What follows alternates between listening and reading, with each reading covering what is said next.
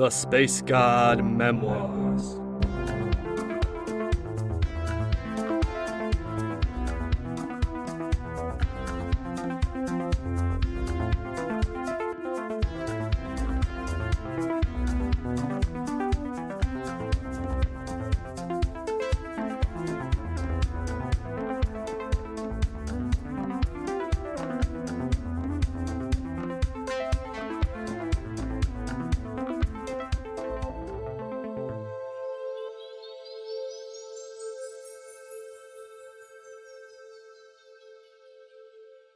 Season 3, Episode 12. Once more, I stood upon the central floor of the transmutation chamber located in Kucingkecil's underground tunnels. Around and above me, enormous gears turned and whirred, while the churning mass of plasma burned a fiery orange in the pits below, all to power and heat the otherwise cold, dead planetoid. I waited, my back against the huge metal pillar. Occasionally I would tap my foot against the platform I stood upon, as I watched the room's lone entry for anyone coming in. Several hours ago I had reached out to Suvar and Ninda again. I still wasn't sure if I trusted the little doggos. They had approached me, opened up to me, but only after I'd basically chased them down, and I still didn't have a solid lead on what was actually going on in Kucingkecil, other than it was scragging confusing. Zirathra told me not to trust anyone here. And that made sense, but we both agreed that we needed more info. And to get that info, I had to share some of what I had discovered. So here I was. Eventually, I heard the grind of a distant door opening, the shape of a lone figure striding through the entryway. It was Suvar, his small body casting a rather long shadow in the room's weird orange light. I nodded to him as he approached, crossing a short metal bridge to join me on the central platform. "Greetings," he said, waving his tail at me. "How go your findings?"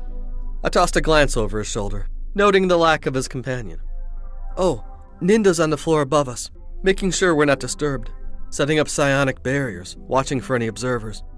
You think someone's watching? Things have heated up here. I'm sure we're being followed, especially since we talked to you last and did some investigating. You've been looking into the Bardo, right? Yes. Things are getting strange there. Some structures appearing that were never present before, some vanishing suddenly. Ninda's been examining Archon Lumavari. Something's being done to blind him, to keep him from being fully contacted or noticing certain things. I'm starting to feel it's all connected. Some bigger plan involving altering the local Bardo. That's where all the Atra can be accessed directly. My thoughts flashed to Rayleigh, to Burge. I wondered if the local Bardo was safe anymore. What would happen to them if its structure was damaged? And you don't know anyone who can blind a Sector Archon?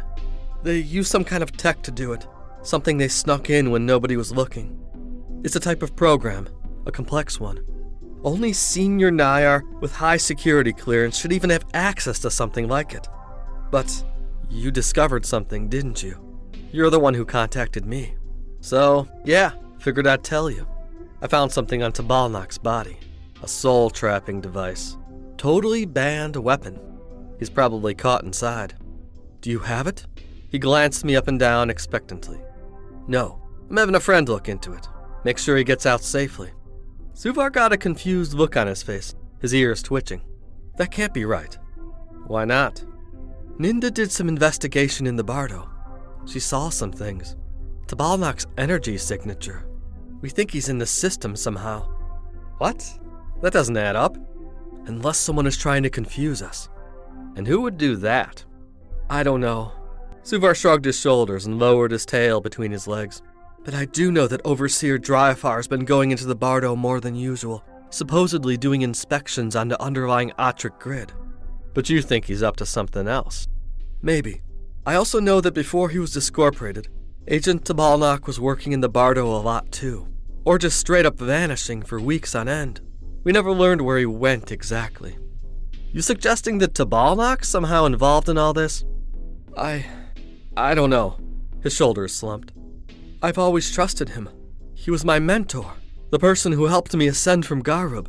I've never known a better person, but you never saw every side of him. We all have our secrets, it seems, especially these old Nayar. So many lifetimes rolled into one person. So many conflicting motives and thoughts. Suvar nodded, groaning. It's something we need to look into more before forming any conclusions. Maybe you're right, and he's really in that soul crystal. Then we can find out everything. He broke off, beginning an awkward silence. So, Suvar, I began after a minute's quiet. Why did the personal records say you were a soul ascendant? What happened to Ninda? I ascended alone. It's correct. What's that mean? I was starting to feel that weird tingling sensation in my gut again. Ninda, along with the others, our friends, all died during our initial ascension trials. I was the only survivor. For what added up to decades in a farm world, I was here alone, training under Tabalnak. But Ninda was able to reincarnate back on Garub, and during the following trial cycle, she was able to make it, and joined me. I nodded. Understood. My experience with that whole ascension business was a bit complicated too. I was also a soul ascendant, but ended up bringing a few passengers along with me. Still, something's a bit off here. I narrowed my eyes at him. You don't fully trust me, do you? Honestly, don't see why I should. I stretched out my arm and leaned up against a nearby pillar. Things are pretty sus with you and Ninda. The way I met you, the sudden attacks coinciding with you showing up, and now there's the whole situation with Ninda ascending separately. You gotta give me a reason I should trust you. I locked eyes with the canid man, who stood a bit more than half my own height. Under his fur, his muscles were tensing. His jaw clenched tight. He broke the gaze, looking down and letting out a breath. I understand. Like we discussed, it's hard to trust anyone here among the Nayar. There's so many sides to everything, so many hidden agendas and unseen motives. So what are we gonna do about that? Before he could respond, the underground chamber echoed with a grinding noise. Suvar was staring at the nearby wall, his mouth open, his ears erect. It was moving. Just like before, the material of the wall shifting and warping. Then it emerged. The shape of a roughly humanoid figure wrenched out from the wall, its body made up of the metallic alloy of the wall itself. An absorber. My attention was drawn to the area just behind me, where an assemblage of huge gears was unwinding from its mechanism and forming into another person-shaped construct. Near the entrance of the chamber, some 50 feet away, I could see a third absorber unfolding itself out of the nearby material. I drew my twist blade as I got ready for a fight. A single drop of sweat leaked down my brow. My flesh wormed as my heart began to beat just a little bit faster. The heat was building in the room. The churning mass of orange-hot plasma below. Machinery constantly turning in the grand chamber all around me. I looked down at Suvar. He held his own weapon in hand. A striker in the form of a gold half-circle, its center glowing with a green light. We're in this together, he said, nodding to me. No idea why these things are here, but I don't think they're friendly. The absorbers loomed over us, assemblages of machinery, masonry, and metal, all lumped together into oversized humanoid forms, devoid of faces. 2 of them now stood on the central platform with us, fully emerged. The third was near the room's entry, its heavy footfalls thumping with each step as it clumped towards us. Scrag. I'd barely beaten one of these things, and only because I was able to launch it into orbit. Weapons wouldn't work. The ultra-sharp twist blade I held in my hands was useless here. These dumb constructs had just shown up, interrupting us. Where was Ninda? Suvar said the girl was a floor up, securing the area against any spying or intrusion. But here we were getting intruded. The closest absorber thrust one of its blade-like hands towards me, its body grinding as pieces of metal flaked off. I dodged, stepping to the side. Suvar raised his weapon in defense as the other absorber made a wild swing at him. As his fist-mounted disc made impact with the monster's shrapnel arm, there was a flash, a mini force field deflecting the blow. He nonetheless reeled back from the heavy attack. The beings both continued to assault us, swinging mindlessly and ruthlessly. I used my weapon mainly in defense, blocking or deflecting attacks when I could, but realizing that I was continuously backpedaling, now about a yard away from the central platform's edge. I could see the plasmic mass spinning below, and while I knew there were force fields blocking it off, I wasn't sure if they'd stop a body from plummeting straight down. Suvar, too, dodged and spun and blocked, as agile as I would have imagined him to be. After he sidestepped one of its downward swings, he hacked at the absorber's arm with his striker, severing it with one energy-powered slice. The dismembered arm clunked to the floor, though the cloud of nanites already swarmed from its stump, which was rapidly regrowing as it gathered particles from the metal platform we stood upon. I saw a gap in the other absorber's attacks, and used the opportunity to point my weapon at his face and activate the blast function, firing a wide plasma shot from its tip. The absorber's head was rent down the middle, blown into a jagged mess. But the non-living construct barely noticed, continuing to flail at me as its head proceeded to mold itself back together. From the corner of my eye, I could see the third absorber, now upon our platform and dashing towards us. "Suvar, can't you do something about these yugs? Shut them down?" I asked. He shook his head. "Not easily. Whoever is controlling them is shielding them against my abilities." But he looked backward, the lava-like flow below us. Suvar was about to say something when the third absorber hurled a fist into his side, sending the short dogman into a roll. He grunted, huffing as he jumped back onto his feet. In moments, all three were on us, beginning a melee of chaos. It felt like being inside a blender, jumping over or dodging the various limbs that would constantly change size and shape, clanking and crunching sounds all around. Even with our enhanced endurance, I was pretty sure neither of us could keep up with this for long. A sudden blast of heat. One of the absorbers erupted into flames, blue and red fire spreading across its body. The monster began to melt, parts of it oozing to the ground, while its main body continued to twitch violently. I used the opportunity to step away. Ninda stood at the room's entry, her eyes and hands aglow with red energy. She locked eyes with Suvar, and the two nodded to one another. Ninda made quick strides towards us, broke into a run and leapt for our platform, her fist coursing with flames as she made a jumping punch at one of the absorbers. Finally, it was 3 against 3. The room flashed and glowed, flames firing and blasts exploding. Us Nayar versus the absorber constructs. Of course, none of our attacks were really doing much good.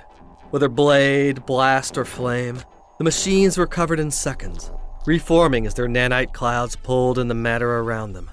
"Draw them towards the platform's edges," shouted Suvar. I understood, and I'm sure Ninda did too. We followed his instructions without question. I continued to fight one of the absorbers, backpedaling until I was near the platform's edge.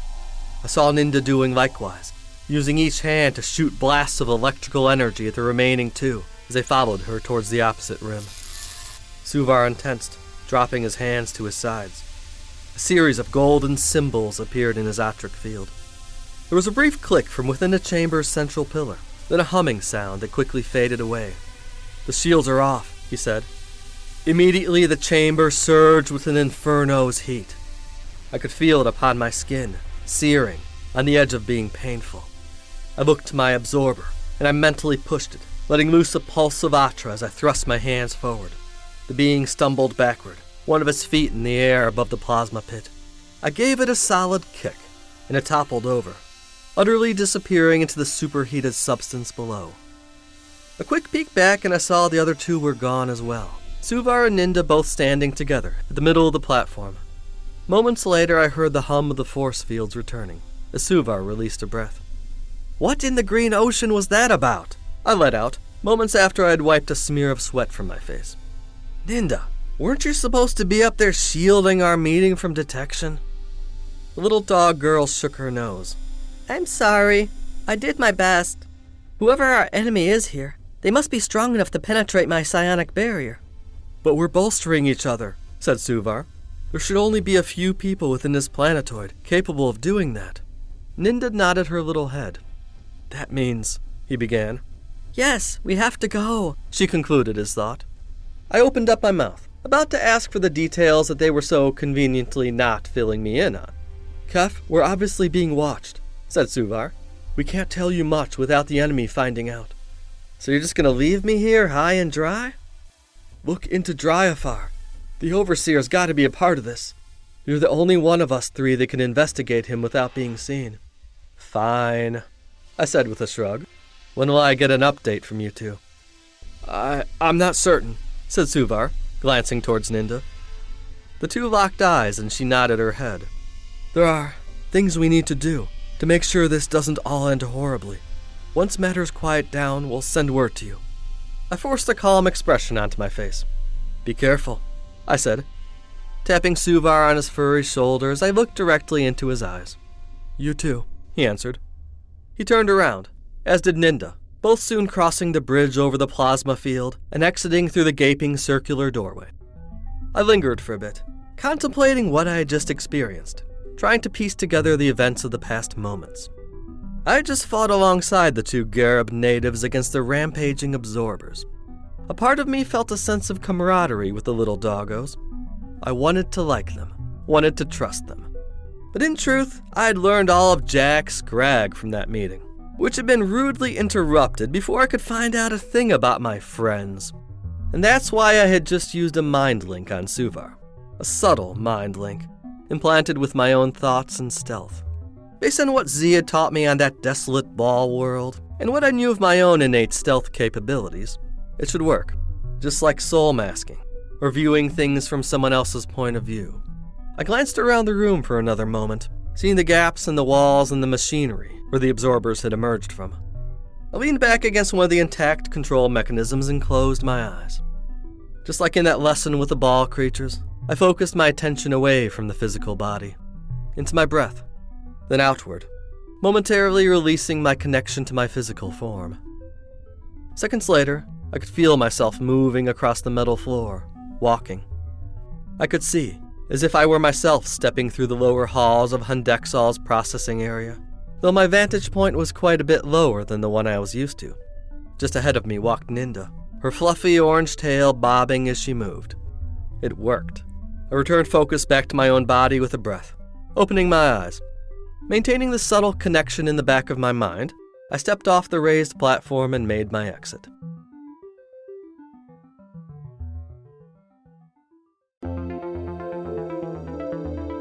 Thank you for listening to this episode of The Space God Memoirs. Space God is written, performed, and produced by A.M. Arctos. Original musical score by Alpha Colors. Various sound effects created by Industrial Strength Records Incorporated. Please support this podcast by following, rating, and sharing on your favorite social media site. For further info on Space God, its creator, and various other opinions, musings, and thoughts, go to www.spacegodmemoirs.com or follow me on Instagram, Twitter, or Facebook. If you enjoyed the Space God Memoirs, please consider supporting us by becoming a patron.